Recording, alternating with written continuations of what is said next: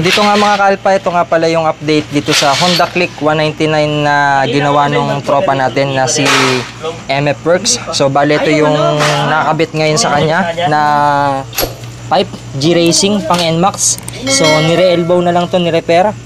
Bali 38-35 yung elbow nito, napakalaki. Tapos ayan na, nakabit na yung mga other essential dito, yung BRD. Tapos pakita natin yung palaman, ayan, 3mm na palaman. Yung black 63 BRT ito. Tapos gamit niyang piston Blue Rally. And then yung head Ataka na 2631, so big valves.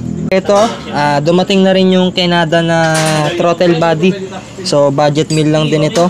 So yung TPS nya 4S1M, tapos 220cc na injector na 12 volts, tapos velocity na 4S1M din. Ayan. So nandito na yung reservoir nya sa coolant. Ayan, pakita natin dito. So i-zoom natin, baka sabihin nyo hindi BRT yung black eh. Ayan. Yung mic. Hindi mo nalaglag ah. Magsa-sound check tayo, naglagay tayo ng wireless mic dito para marinig natin yung talagang tunog ng G-Racing. So magsa-sound check tayo dito sa 199cc na gawa ni MF Works. So shoutout dito sa may-ari na si Eric Pertuto. Okay, di malalaglag yan. So yun, sound check. So meron akong isang mic dito, meron ding mic doon. Sound check tayo. Patayin ko yung flashlight. Wait lang. Cut ko muna, wait lang.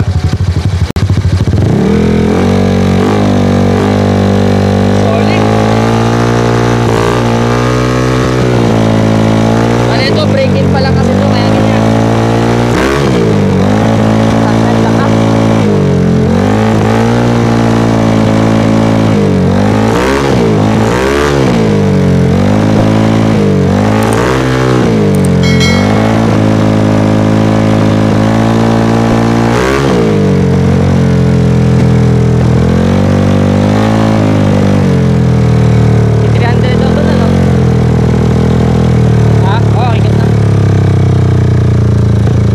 So yan yung tunog ng G-Racing 35-38 na elbow dito sa Honda Click. So hindi pa pwedeng kumira ng kumira, lalo na steel bore yung gamit.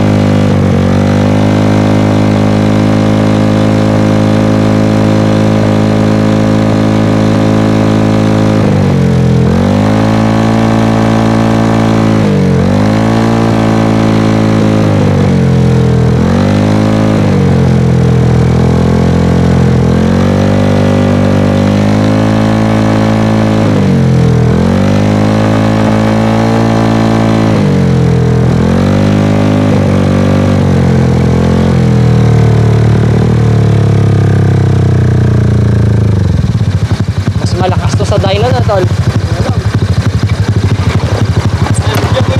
Okay. Ayan yung minor nya. Kaya pambay mo nga tol. Solid. Okay, pasok ka. Video kita to.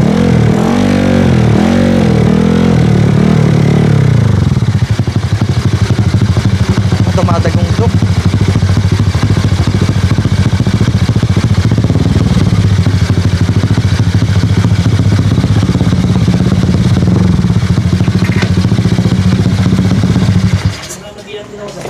So bali yan, ito muna yung update dito sa 199 na binuo nung tropa. Ayan, so pag natapos yung break-in nito, i-upload ko rin ito sa YT. So Scoot Tech din yung magda-dyno remap dito. So yun lang mga kalpa.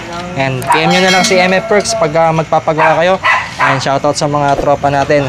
So yun lang. And thanks for watching.